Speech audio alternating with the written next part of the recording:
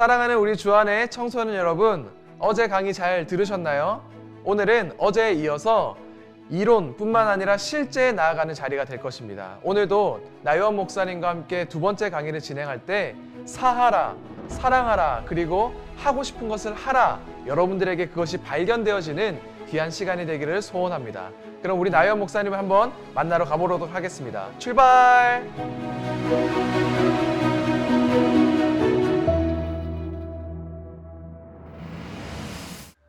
안녕하세요. 주안교회 청소년 여러분. 저는 나요한 목사고요. 지난번에 이어서 오늘 두 번째 안내를 또 강의를 함께 합니다. 오늘도 역시 지난번에 했던 꿈에 대해 하고 싶은 일에 대해 이론 설명을 바탕으로 오늘은 이것을 구체적으로 실현해 볼 수 있거나 확인해 볼 수 있는 이 도구를 제안하는 것이 이 지금 시간의 가장 핵심 내용입니다. 그 전에 지난번에 했던 것을 잠깐 상기시켜 보자면 우리는 관점에 대한 이야기를 했었어요. 그리고 양치기 소년 이야기를 함께 했죠. 거짓말하는 것이 문제가 아니라 심심한 환경이었던 것처럼 진짜 내가 앞으로 무엇을 해야 할까라고 하는 고민이 문제가 아니라 그것을 제대로 확인해 볼 수 있는 기회가 없었다는 것이 문제다라고 안내를 드렸습니다. 그리고 이 진짜 나에 대한 확인이 그 어떤 것보다 내 미래를 위해서 중요한 선택지, 기준이 된다라고 하는 것이고요. 기본 원칙 세 가지 기억하시죠? 이 떠난다 라고 하는 것은 나에게 스스로 나를 확인할 수 있는 기회를 제공한다 이고, 두 번째는 이 꿈에 대해 생각할 시간을 자기 나름대로 계속 정기적으로 갖는 것이 중요하고, 세 번째는 그 어떤 것보다 스스로 결정하는 과정들이 되게 중요하다. 이 스스로 결정한다고 하는 것이 이 나에겐 사소한 것일지 모르겠지만 내가 원하고 바라는 나름대로의 마음이 있거나 또는 생각이 있다면 언제든지 스스로가 결정해서 실행해보거나 경험해보는 그러한 것이 굉장히 중요하다라고 안내를 드릴 수 있습니다.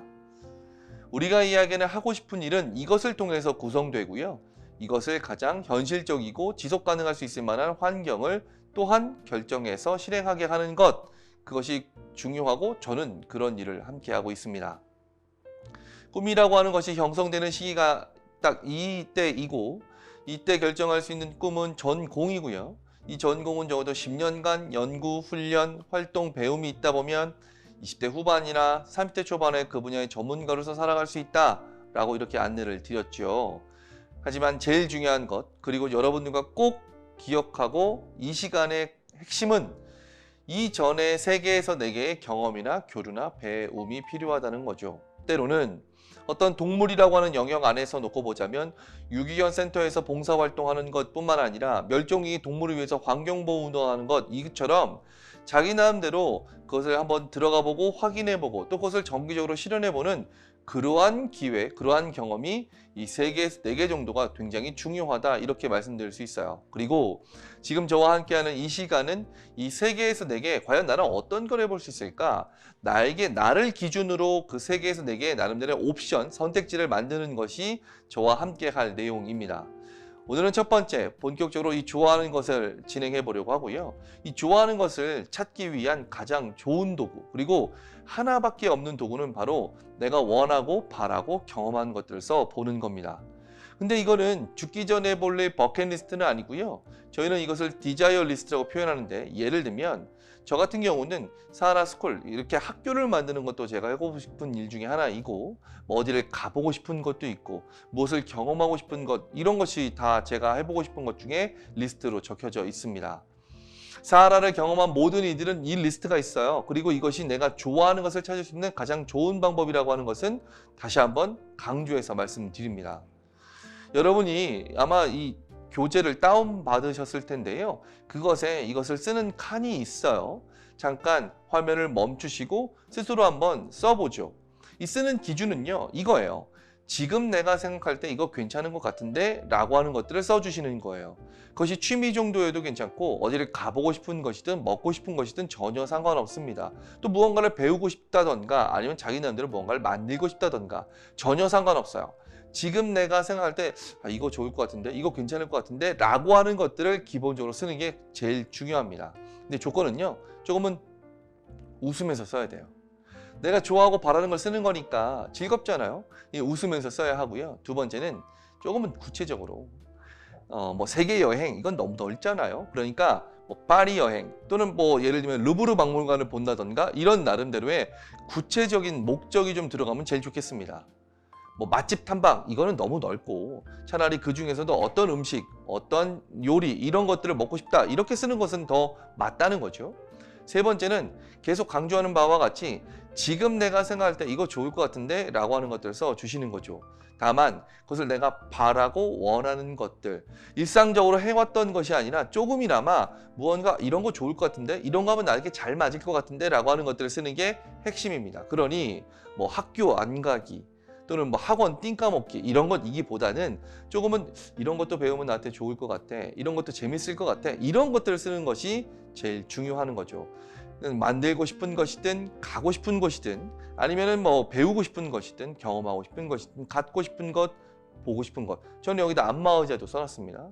그 해석은 제가 일일이 또 안내를 드릴 수 있으니 최대한 이런 거 어떨까 이런 거 어떨까 라고 하는 생각을 바탕으로 쭉 한번 써보는 시간을 갖도록 하겠습니다. 그 쓰신 것을 바탕으로 제가 조금은 안내를 드릴 수 있을 것 같으니까요. 잠깐 화면을 멈추시고 자 한번 써보도록 하겠습니다.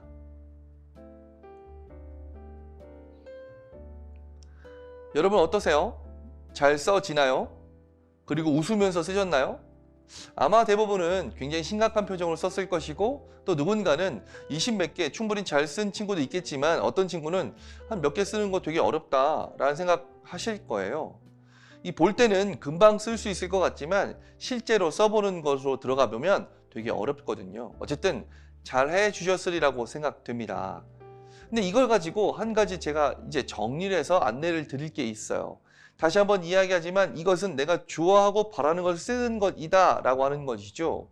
그 내용이 어떻든 간에 자 이렇게 오늘처럼 한번 써본다고 할게요. 그것을 15일 동안 제가 한 20분 정도 시간을 드리면 한 20개 정도 쓰게 되어 있더라고요.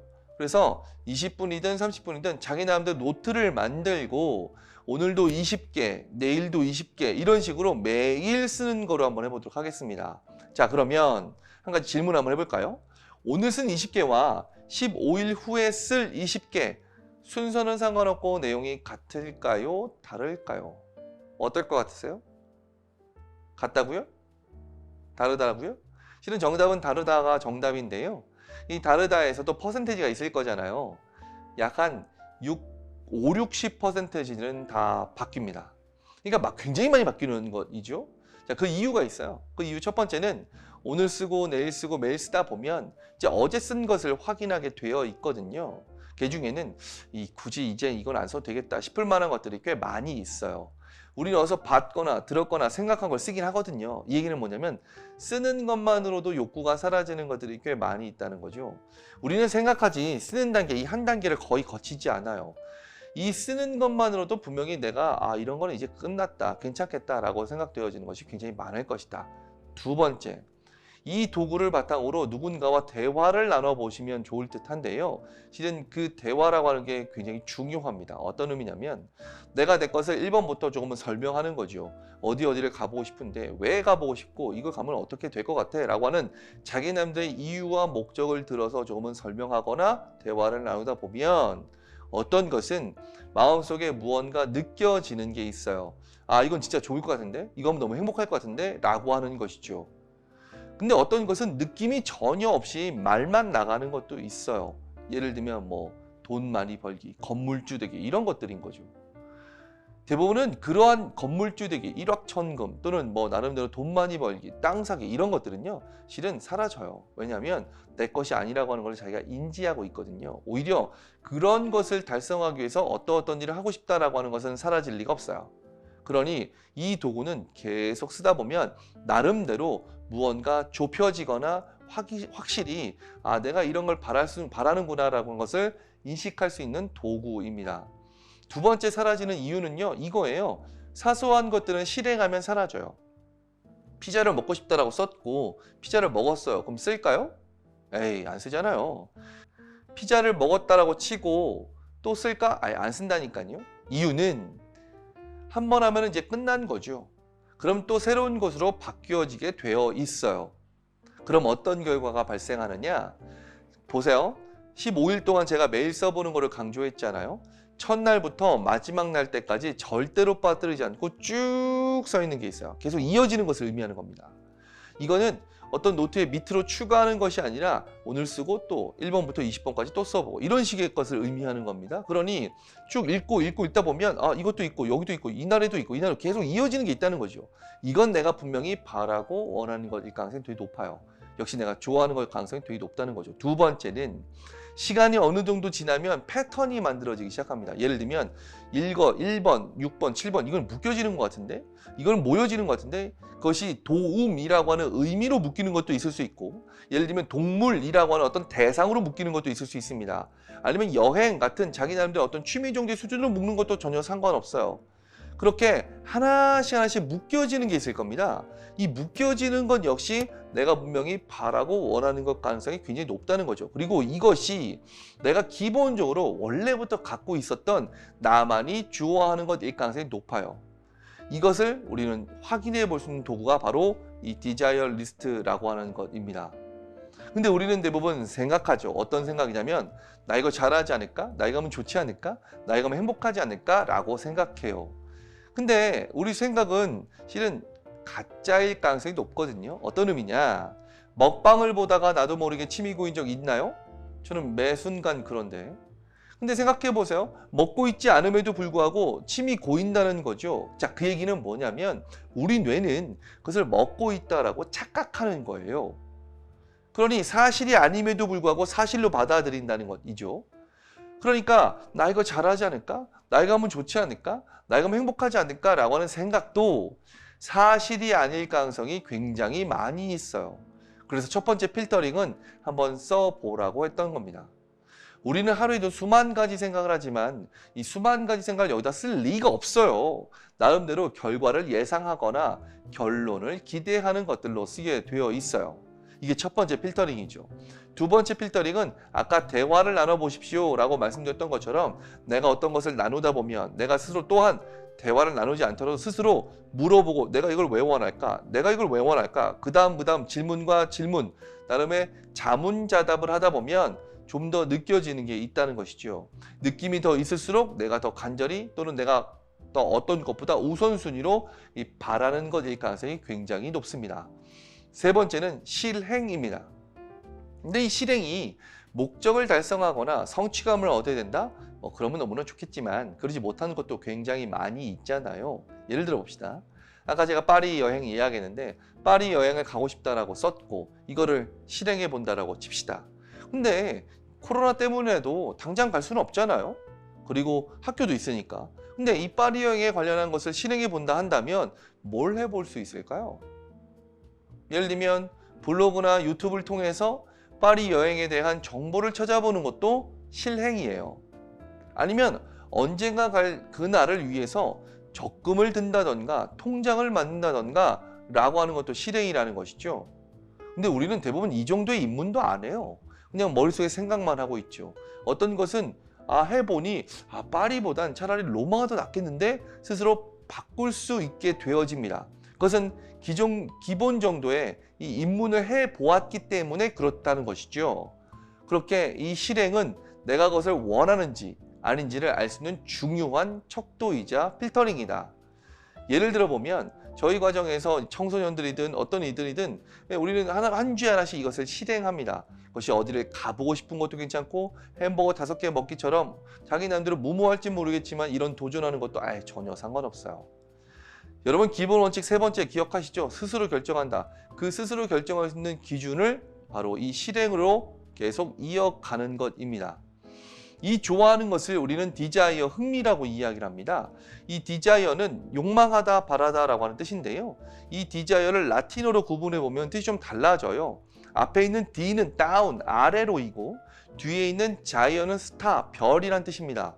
그러니까 이 얘기는 뭐냐면 내가 좋아하고 바라는 것은 별로 되어 있고 그 별은 아래에 있는 나에게만 보여진다가 원뜻이라는 것이죠.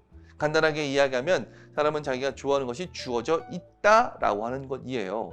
이것을 영성적인 언어로 이야기해보면 아버지께로부터 부여받았다라고 하는 게 이 디자이어의 가장 큰 핵심입니다. 그러니 내가 좋아하는 것은 분명히 나한테 주어져 있다라고 하는 것이고 그것을 확인할 수 있는 방법은 이것 외에는 없다는 것이죠. 제가 지난번 강의 때 직업 적성 검사, 흥미 검사, 선호도 검사 이걸 100% 신뢰하시나요? 이렇게 질문을 했었던 적이 있었습니다. 근데 대부분의 사람들은 제가 만난 모든 분들은 거의 아니요 라고 하셨거든요. 근데 제일 신기한 건 뭔지 아세요? 자기가 체크했는데 자기가 안 믿는다는 사실이에요. 분명히 자기가 누가 하라고 한 것도 아니었을 텐데요. 근데 그럴 만한 이유가 있는 것은 우리는 각 항목별로 무언가를 체크할 때 돈, 개인적인 배경, 사회적인 환경, 누군가의 시선을 고려합니다. 그러다 보니 이 중간 값을 선택해요. 잘하면 7, 8, 잘하면 7, 8, 못하면 3, 4, 대부분 5, 6에서 체크를 하거든요. 그러니까 그 검사 결과도 자기가 신뢰하지 못하는 거예요. 근데 여러분 아마 이거 쓸 때 돈 신경 쓰면 나 돈 없는데 이거 써도 될까 말까 고민한 적 있을까요?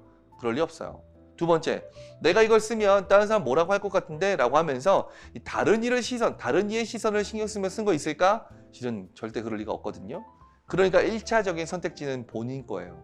이게 진짜인지 아닌지는 더 써보는 과정과 실행을 통해 경험해 볼 수 있겠으나 또는 확인해 볼 수 있겠으나 기본적인 선택지는 내 것이라는 것이죠. 그러니 이걸 지속 좀 늘려가셨으면 좋겠습니다. 제가 아까 이거는 버킷리스트가 아니라 디자이어 리스트입니다 라고 이야기했던 이유는 뭐냐면요, 이 버킷리스트 써보세요 라고 하면 대부분 죽기 전에 해볼 일이라고 생각해서 도전해야 되고 모험해야 되고 또는 과거에 못 해본 걸 쓰려고 노력을 해요. 제가 아까 그렇게 기준을 뒀잖아요. 지금 내가 바라고 원하는 것들을 써보세요. 그때 보면 이 사람의 이것의 상태를 알 수가 있습니다. 예를 들면 그 전에 여행을 그렇게 많이 다녀본 것 아님에도 불구하고 어디를 가보고 싶다던가, 누군가는 제주도 한 달 살기처럼 어디를 깊게 좀 여유를 가지며 살고 싶다던가 라고 하는 것들 씁니다. 근데 이 얘기는 뭐냐면 다 쉬고 싶다는 거예요. 자기 지금 내가 여유가 없고 내가 무언가 답답한 환경을 경험하고 있습니다 라고 하는 게 여기에 드러나는 것이거든요. 그러니 이거를 가만히 보면 그러한 자신의 상태도 실은 충분히 확인해 볼 수 있어요. 그러한 것들은 더 쓰다 보면 실은 사라지게 되어 있어요.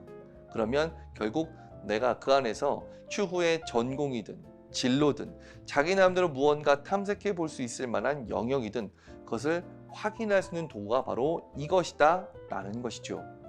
이 흥미에 한 가지 더 여러분께 안내해 드리고 싶은 것이 있습니다. 그것이 바로 행복입니다. 이 행복을요, 어떻게 정의를 내리느냐, 욕구가 충족된 때 이렇게 표현합니다. 이 욕구라고 하는 것, 앞서 했던 디자이어이니, 그러니까 이 얘기는 뭐겠습니까?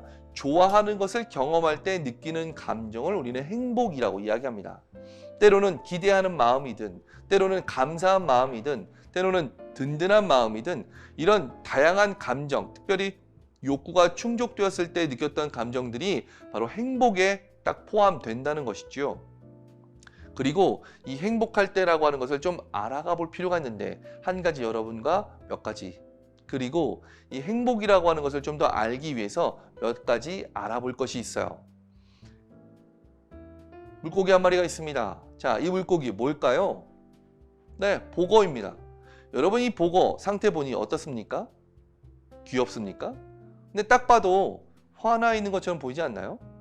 보거는요, 자기가 위협을 가해야 하거나 또는 위협을 당할 때 자기 몸에서 열에서 12배를 불려요. 그러니까 누가 봐도 화나 있는 모습이죠. 어떤 자료조사를 보니 청소년의 37.4%가 우울증, 두려움, 신경과민을 호소한다는 내용을 본 적이 있습니다. 그 요인들을 보니까요, 뭐 성적이든 미래에 대한 불안이든 외모든 뭐 부모님과의 갈등이든 이런 다양한 요인들이 있었어요. 청소년만 그럴까? 실은 그렇지 않아요. 그 이상의 직장인도 마찬가지입니다. 직장인의 거의 70%는 이런 회사 우울증과 같은 이 마음의 불편함과 힘듦을 안고 있다라고 하는 이야기도 본 적이 있습니다. 그 요인들 청소년들과 별반 다름없습니다. 미래에 대한 불안도 있고 재정에 대한 어려움도 있고 사람들과의 관계도 있고 앞으로 내가 어떻게 살아가야 할까라고 하는 고민도 이 나름대로의 힘듦에 포함된다는 것이죠. 직장인만 그럴까? 실은 그렇지 않아요. 그 이상의 장년층도 그렇습니다. 노년층도요. 노인의 3분의 1은 우울증 환자라고까지도 이야기할 정도이니 이 사회를 살아가는 모든 이들은 대부분의 이들은 이 마음의 불편함과 어려움을 다 지니고 있어요. 근데 이게 계속 심화되고 또는 발전되면서 결국 어떤 상태까지 가게 되느냐, 이 공처럼 딱딱해진 상태가 됩니다. 여러분, 이 농구공은 어떤 것보다 굉장히 딱딱한 공이거든요. 이 농구공에 바람을 좀 더 넣어야 할 것 같아 라는 생각이 들어서 바늘을 쑥 꽂았는데 바늘구멍이 아니라 이 농구공 겉면에 꽂았다 칩시다. 자, 그럼 어떻게 될 것 같으세요? 공이 터질까요? 아니요, 그럴 리가 없어요. 바늘이 휘어지거나 바늘이 부러집니다. 그만큼 딱딱한 공이거든요. 앞서 말씀드렸던 청소년이든 직장인이든 노년층이든 이 사회를 살아가는 많은 이들은 이 마음의 불편함을 누구나 다 지니고 있는데, 그것이 계속 쌓이다 보면 결국 이 농공처럼 딱딱한, 이 마음의 딱딱한 상태가 되어버린다. 우리는 이것을 감맹이라고 표현합니다. 감자는 느낄 감자고 맹자는 어두울 맹자예요. 그러니까 느낌이 어두운 상태, 이렇게 표현할 수 있는 것이죠. 좋은 것을 좋다라고 느끼지 못하거나 슬프지만 슬픔을 느끼지 못하는 상태를 우리는 감맹이라고 표현합니다. 이 사회를 살아가는 많은 이들은 이 감맹을 지니고 있어요. 한 가지 예를 한번 들어볼게요. 제 아이가 벌써 초등학교 4학년이 됐어요. 근데 이 아이가 유치원 때 있었던 일인데요. 같이 마트를 갑니다. 마트를 가면 이 아이는 어디로 갈까요? 당연히 장난감 코너로 가죠. 저는 잘 아시겠지만 고기 시식을 하고 시식 코너를 전전하면서 그 아이를 만납니다. 만나고 보니 이 아이 손에 뭐 한 가지가 들여져 있어요. 그러면서 저한테 이렇게 얘기합니다. 아빠, 나 이거 하나 사줘 라 해요. 그날따라 제가 기분이 좋거나 장난감 하나 정도는 살 필요가 있겠다라는 생각이 들어서 그래 사 라고 하면 이 아이는 저한테 뭐라 할까요? 고맙습니다 라고 끝날까요? 아니에요. 아빠 사랑해, 아빠 최고야, 아빠밖에 없어 라고 하는 자기가 갖고 있는 모든 언어를 다 동원해서 저에게 표현하기 시작합니다. 실제 있었던 일인데요. 그 다음날 또 마트를 갔어요. 마트를 갔더니 역시 이 친구는 장난감 코너로 직진을 했고 저는 역시 시식 코너를 전전하면서 또 만나게 됐습니다. 그러고 보니까 만나고 보니까요. 또 손에 뭐 하나 이렇게 쥐어져 있는 거죠. 그러면서 또 아빠 오늘은 이거 사줘. 근데 제가 그때는 거절을 했어요. 자, 어제 산 것도 안 갖고 놀았잖아. 집에 그리고 장난감 되게 많은데 이건 안 돼 라고 딱 거절을 했거든요. 그때 이 아이가 저한테 뭐라고 했을까요? 네, 알겠습니다, 말 듣겠습니다 이랬을까요? 그럴 리 없잖아요. 아빠 싫어, 아빠 최악이야, 아빠 저리 가.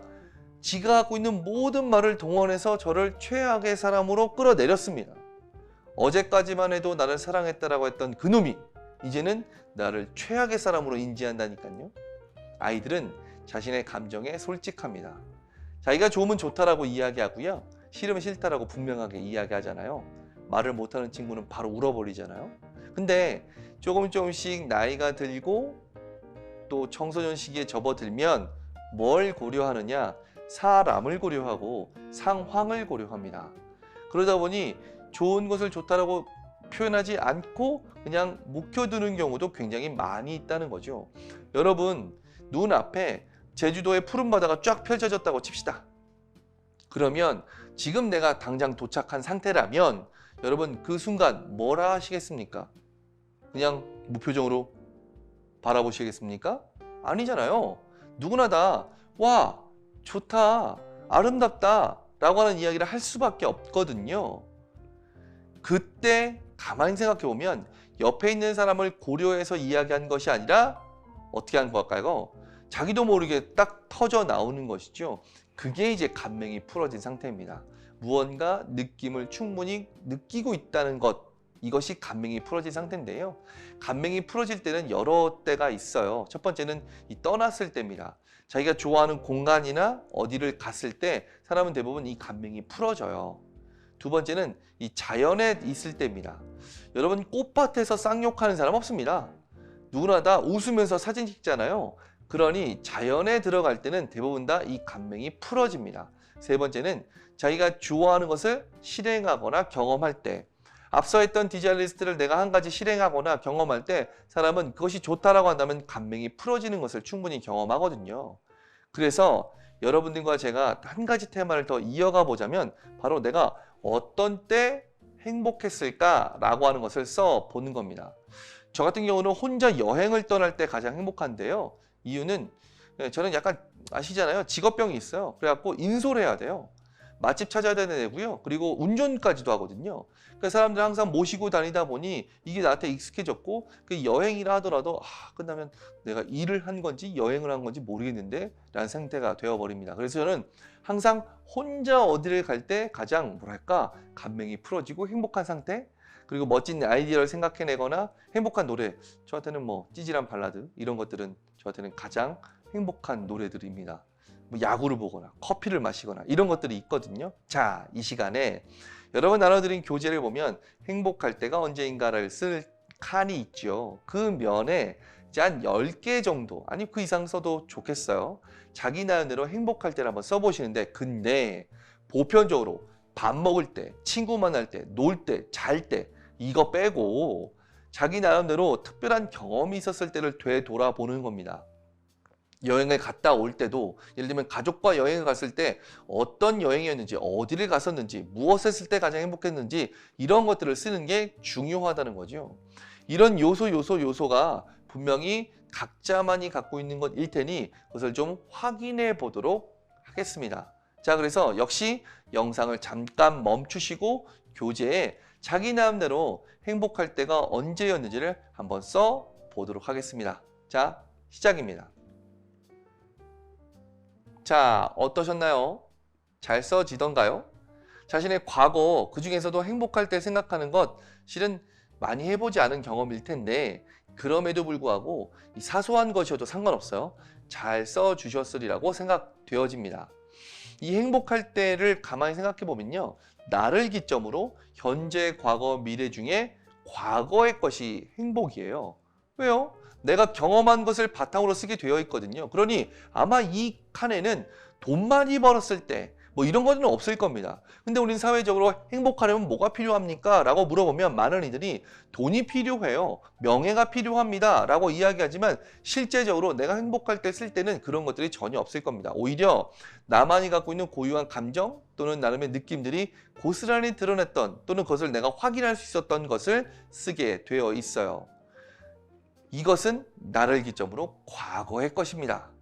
근데 앞서 했던 디자이어 리스트, 내가 좋아하고 바라는 것을 쓴 것은요, 현재, 과거, 미래 중에 미래의 것이죠. 앞으로 나는 이걸 했으면 좋겠어요, 이걸 내가 해보고 싶어요 라고 하는 것을 쓴 것이니까요. 이 두 개를 싹 섞어보면 거기서 나름의 공통점이 드러나기 시작합니다. 예를 들면 음악이라고 하는 것을, 어떤 것을 배우고 싶다든가 아니면 자기가 공연을 했을 때 이것으로 묶어볼 수 있다는 것이죠. 어떤 사람은 사진 또는 나름대로의 동물, 아니면 영어 같은 언어, 이런 것도 얼마든지 묶을 수 있는 테마가 분명히 있을 겁니다. 친구라고 하는 것도 많이 있을 텐데요, 이 친구들과 어떤 것을 했었는지를 하는 것도 되게 중요해요. 물론 친구와 무언가를 묶는 것도 중요합니다. 이 사람은 충분히 타인과, 사람들과 함께 소통하고 교류하고 싶다라고 하는 것들이 그 안의 내용일 가능성이 높거든요. 그러니 우리는 이 각자 하나하나가 모여지는 이 지점이 바로 내가 무언가를 바라거나 또는 자기가 좋아하거나 자기 나름대로 무언가를 느낄 때의 가능성이 높다는 거죠. 물론 먹기 아니면 놀기 같은 것도 있을 겁니다. 하지만 이것을 내 나름대로의 일 또는 전공으로 이어갈 수는 없잖아요. 그거 외에도, 생활적인 것 외에도 자기 나름대로의 이런 분야는 좀 묶여지는 것 같은데, 그게 한두 개라 할지라도 묶여지는 것 같은데 이것을 확인하다 보면 충분히 이런 것에 관련한 정보를 얻게 될 수 있을 것이고, 또 그것을 실행하다 보면 나름대로 그 다음으로 자기 나름대로의 어떤 기준과 경험을 쌓는 굉장히 좋은 선택지가 바로 이것이라는 것이죠. 사람은 누구나 다 이렇게 자기 나름대로 묶여지는 것이 분명히 존재할 겁니다. 이것을 확인하는 게 제일 중요해요. 자, 그러니 다시 한번 이것을 멈추시고 앞에 썼던 내가 좋아하고 바라는 것을 쓴 것과 내가 행복할 때를 쓴 것을 좀 바꿔봐서 보시면서 이거 묶여지는구나, 이거 묶여지는구나 라고 하는 것을 이러한 마인드맵 형태로 한번 묶어 보도록 하겠습니다. 시작입니다. 자, 잘 묶여지나요? 사소한 것이어도 전혀 상관없다 라고 말씀을 드렸습니다. 그리고 추후에라도 이런 것을 더 좋아하는 것을 쓰다 보면 더 늘어나기 마련일 거고요. 또 그것을 경험하다 보면 행복할 때도 늘어나기 마련일 테니 이 마인드맵 형태를 계속 추가시키거나 늘려가 보세요. 그러면 분명히 거기에 내가 어떤 전공을 선택하거나 또는 그 다음에 어떤 나름대로의 배울 것을 선택할 만한 기준과 선택지가 분명히 이 안에 들어가 있을 겁니다. 핵심은 내가 어떠한 것을 3개에서 4개 정도를 경험할 것인가 라고 말씀드렸잖아요. 그것을 누구나 보편적으로 하는 것을 하기보다는 나만의 것으로 하는 것이 중요하다는 것이죠. 우리는 이 행복을 시그널, 신호등이라고 표현합니다. 그리고 센서라고도 표현해요. 어떤 의미냐? 좋아하는 것을 경험할 때 느끼는 감정이라고 했어요. 우리는 같은 조건, 같은 환경, 같은 사람들과 함께 있다 하더라도 똑같이 행복함을 느낄까? 그럴 리는 없어요. 자기 나름대로 분명히 느낄 때가 있다는 것이죠. 어느 때 그랬는지 어떤 환경이든지 그것을 좀 확인하는 게 그 어떤 것보다 중요하다라고 하는 것입니다. 그래서 여러분 이 행복 그리고 아까 했던 흥미 이 2가지를 계속 나름대로 시간이 들 때마다 늘려가 보시고 확인해 보시고 경험하는 게 그 어떤 것보다 중요하며 나만의 선택지를 만들 수 있는 것이다 라고 하는 것이에요. 스텝 바이 스텝 간단한 것부터 하나씩 해보는 게 중요합니다. 또 한 가지 도구를 좀 안내해 드리고 싶어요. 그것은 바로 재능입니다. 재능. 사람은 누구나 다 잘하는 것을 갖고 있어요. 이 잘하는 것이란 재능이라고 표현될 수 있는데요. 이야기 한 가지 해보죠. 숲속에 동물학교가 있어요. 이 동물학교는 토끼 부부가 아기 토끼를 위해서, 오리 부부가 아기 오리를 위해서, 다람쥐 부부가 아기 다람쥐를 위해서 만든 최신식 첨단 학교입니다. 좋은 학교를 지었고 또 좋은 선생님들을 모셨어요. 그리고 이 선생님들에게 이 아이들을 맡겼죠. 그 선생님들이 이 아이들을 하나씩 분석하고 비교해 보니 각자마다 타의 추종을 불허할 만큼 잘하는 것이 있는 거예요. 자, 토끼는 뭘 잘합니까? 당연히 높이뛰기를 잘하고 다람쥐는 나무 타기를 잘합니다. 오리는요? 수영을 잘하죠. 그러니 서로 비교해 보았을 때 전혀 상대가 되지 않을 정도로 뛰어난 것들이 있다는 거예요. 근데 선생님들이 가만히 또 보니까 각자마다 너무나 못하는 것도 분명해요. 토끼나 다람쥐는 오리에 비해서 당연히 수영을 못할 것이고요. 오리는 다람쥐처럼 나무 타기를 못한다는 것이죠. 잘하는 것도 너무나 분명하고 못하는 것도 너무나 분명합니다. 자, 여러분들이 이 학교 선생님이라고 하신다면 이 아이들에게 잘하는 것 그리고 못하는 것 이 2개 중에 어떤 것을 우선적으로 교육하고 안내하시겠습니까? 잘하는 것이요? 못하는 것이요? 저 같은 경우는 잘하는 것을 극대화하는 게 맞지 않아? 라는 생각이 있는데 이 선생님들은 한 가지 더 생각해 본 것은 잘하는 게 너무나 분명하니 못하는 것을 보완하면 얘네들이 더 잘하지 않을까? 이렇게 생각하셨던 거예요. 그래서 토끼와 다람쥐에게는 수영을 가르쳤고요. 오리에게는 이 나무 타기와 높이뛰기를 할 수 있을 만큼 다리 힘을 키워야 될 것 같아서 계속 뛰게 만들었습니다. 자, 그러니 어떤 결과가 발생했을까요? 여러분 그거 아세요? 토끼는 원래 귀에 물 들어가면 죽거든요. 다람쥐도 비슷하고요. 그러니까 얘는 죽기 직전까지 상태가 해롱해롱 되는 거예요. 그래서 자기가 잘하는 높이뛰기, 나무 타기를 못하게 되었고 오리는 계속 뛰다 보니 이 물갈퀴가 찢어졌어요.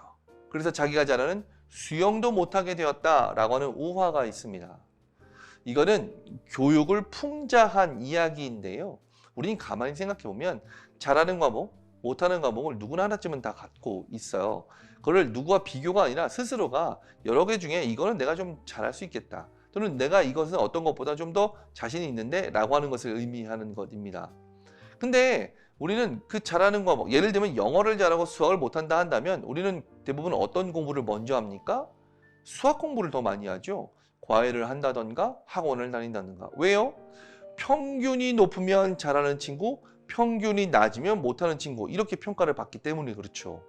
그러니 어느 순간 되어버리면 내가 어떤 것을 잘하고 어떤 것을 못하는지 잘 모르는 상태가 되어져 버려요.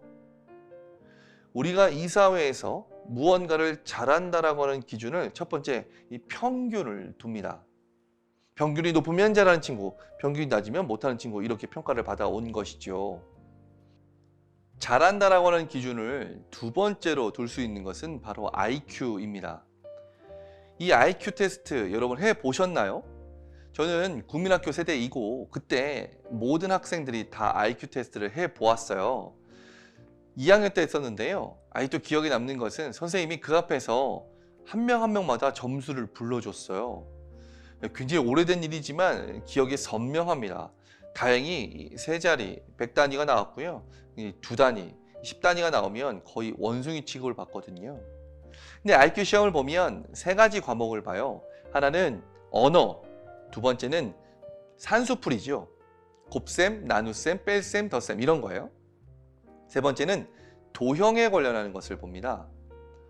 근데 이 IQ 테스트를 통해서 예를 들면 음악에 관련한 것이라던가 또는 뭐 미술, 더 나아가서는 뭐 체육 이런 것은 절대 평가할 수가 없어요. 근데 이 IQ 테스트가 왜 만들어졌는지를 좀 확인해 볼 필요가 있습니다. 이 IQ 테스트는요, 1900년대 초에 프랑스에서 만들었고요. 당시 프랑스 교육부 장관이었던 사람이 이 방과 후 학교를 운영해야 되는데 잘하는 반과 못하는 반을 좀 나누기 위해서 만든 시험이 바로 IQ 테스트였어요. 그러니까 과목이 세 가지인 것이죠.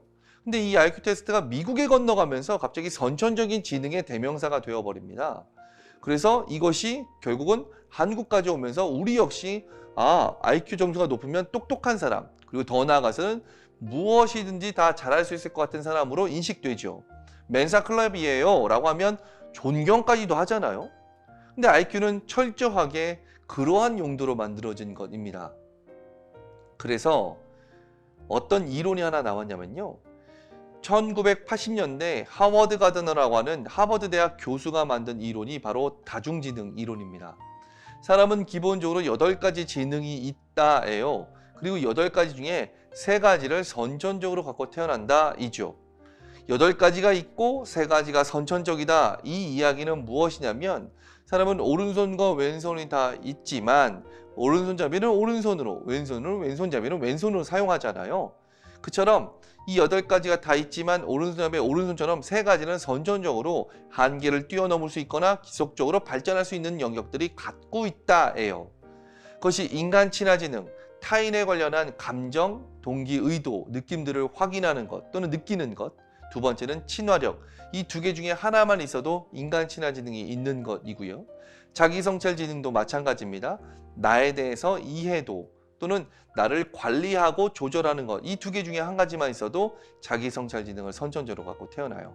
자연친화지능이든 공간지능이든 음악지능이든 신체운동지능이든 또는 논리수학지능, 언어지능. 우리는 이 8가지를 다 갖고 있어요. 근데 이 8개 중에 어떤 것이 나의 오른손, 어떤 것이 나의 왼손인지를 실은 모른다는 것이죠. 그것을 제대로 확인해 볼 수 있는 기회가 없었던 것이고요. 물론 여러분들은 이것에 관련한 검사를 해본 적이 아마 학교에서 있을 가능성이 높습니다. 하지만 이 검사 결과 하나만으로 모든 것을 체크할 수는 없다예요. 어떤 의미냐면 앞서 했던 흥미 그리고 행복 여기에 예를 들면 내가 자연친화지능, 공간지능, 인간친화지능이 나왔다 칩시다. 근데 앞서 했던 흥미 행복에 자연친화지능과 연결될 수 있는 지점이 전혀 없다라고 한다면 이거는 실은 잘못된 것이라는 것이죠. 그래서 본인 나름대로 이걸 체크해 보는 것은 지극히 당연합니다. 그래서 그 체크할 수 있는 도구를 한 가지 안내해 드리자면 여러분 커리어넷이라고 하는 사이트 어플리케이션이 있습니다. 이 커리어넷에 들어가 보면요. 거기에 진로 심리검사라고 하는 것이 있어요. 진로 심리검사를 가면 거기서 또 무엇이 나오느냐 청소년 이렇게 들어가시면 되고요. 거기서 직업 적성 검사를 해보시면 됩니다. 이 직업 적성 검사가 이 다중지능 검사에 대한 항목들을 놓고 스스로 좀 더 판단해 볼 수 있게끔 하는 것이거든요.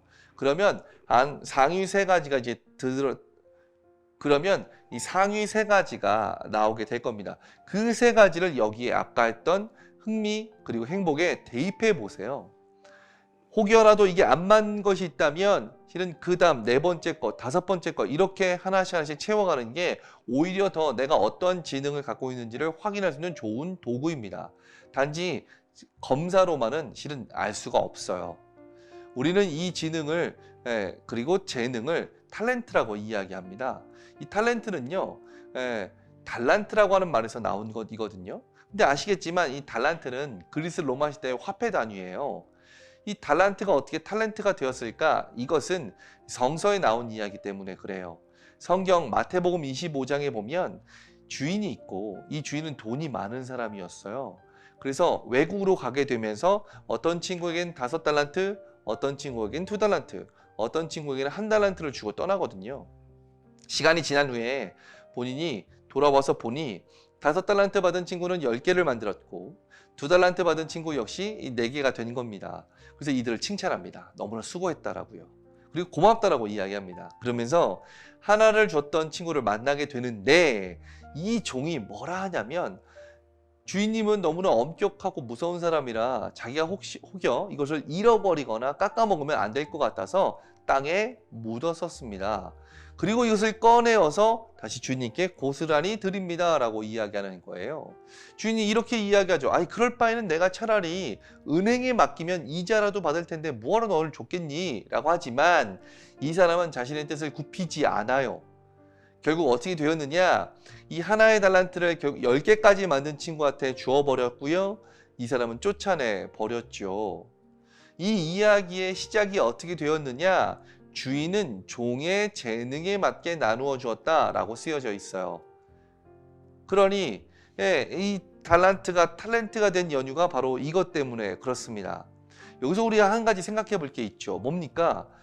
얘는 5개 받고 얘는 2개 받았고 했으니 혹여라도 이걸 잘 안 되면 보전할 수 있을 만한 기회가 있잖아요. 얘는 하나밖에 없으니까 그런 건 아닌가요? 라고 생각해 볼 수 있겠죠? 자, 질문 하나 합시다. 여러분, 금 1달란트는 우리나라 돈으로 얼마일까요? 100만 원? 10만 원? 아닙니다. 제가 이걸 계산해 보니까요. 이 금 1달란트는 우리나라 돈으로 20억입니다. 20억. 그러니까 이 사람은 돈이 없어서 못한 게 아니에요. 결국 무엇 때문에 못한 겁니까? 두려워서 못한 것이죠. 두 번째 질문하죠. 주인이 생각할 때 금 1달란트를 받은 친구가 재능이 뛰어난 친구라고 생각했을까요? 금 5달란트를 받은 친구가 재능이 뛰어난 친구라고 생각했을까요? 주인은 종의 재능에 맞게 나눠줬다라고 하는 이 말에 근거해서 놓고 보자면 얘는 재능이 좀 떨어지기 때문에 5달란트 100억 정도는 필요할 것 같아 라고 했을 가능성이 높고요. 얘는 재능이 워낙 뛰어나니까 20억만으로도 충분해 라고 했을 가능성이 높다는 거죠. 결론부터 이야기하면 이 친구는 재능도 뛰어나고 20억이라고 하는 재정도 충분했던 사람이었습니다. 근데 무엇 때문에 못했을까요? 두려워서 못한 것이죠. 우리는 이 재능에 대해서 끊임없는 비교를 하게 됩니다. 이 비교를 하다 보니 나는 재능이 없어 라고 판단하게 되어지는데요. 근데 가만히 생각해보면 이 재능이 있는 것과 비교는 좀 별개예요. 어떤 의미냐? 여러분 수학 문제 제가 풀면요. 어떤 것이 진짜 어렵고 어떤 것이 덜 어려운지를 잘 몰라요. 저는 문과거든요. 근데 나름대로 논리 수학 지능이 있거나 나름 그 숫자에 관련한 것을 충분히 익숙하게 하는 친구들을 보면 이건 진짜 어려운 문제, 이건 덜 어려운 문제 이런 구분이 충분히 되어진다는 것이죠. 문화예술도 마찬가지예요. 그것이 음악이든 미술이든 대부분 사람들은 저는 재능이 없어서 그만뒀습니다 라고 하는 사람들을 보면 오히려 그 재능이 있고 그 비교 때문에 자기가 재능이 없다라고 그냥 치부한 경우가 많이 있다는 거예요. 그래서 오히려 내가 어떠한 것을 갖고 있느냐 첫 번째 그걸 확인하는 것이 되게 중요하고요. 그 3가지 지능이 만나는 접점들이 있을 겁니다. 예를 들면 인간 친화 지능, 언어 지능이라고 한다면 또는 자아 성찰 지능이라고 한다면 이 3가지가 모여지는 나름의 사람에 관련한 글이라던가 아니면 그런 내용들을 내가 쓴다던가 라고 하는 것들이 분명히 있을 수밖에 없습니다. 그런 것처럼 이 3가지가 모여지는 접점이 되게 중요하고 이 3가지를 찾기 위해서는 앞서 했던 흥미 그리고 행복과 연결고리가 있는지를 자신이 꼭 확인해 봐야 해요. 그러면 결국 내가 그 이후에 전공 또는 전문성을 갖기 위한 기본적인 선택지를 그나마 내가 내 나름대로 갖고 있고 선택할 수 있는 기준이 있다는 거죠. 우리는 이 흥미, 행복, 재능을 통해서 그 기준과 선택지를 갖는 것이 굉장히 중요합니다. 그리고 이것을 바탕으로 조금은 구체화 시켜야 해요. 저는 구체화하는 방법을 빙고라고 표현합니다. B는 BINGO 중에 B는요, 책입니다. 내가 원하는 분야의 책 3권 정도는 읽어야 해요. 그러면 그것이 나에게 잘 맞는지 안 맞는지를 충분히 타진해 볼 수 있어요. E는 사람 인자 해서 모델입니다.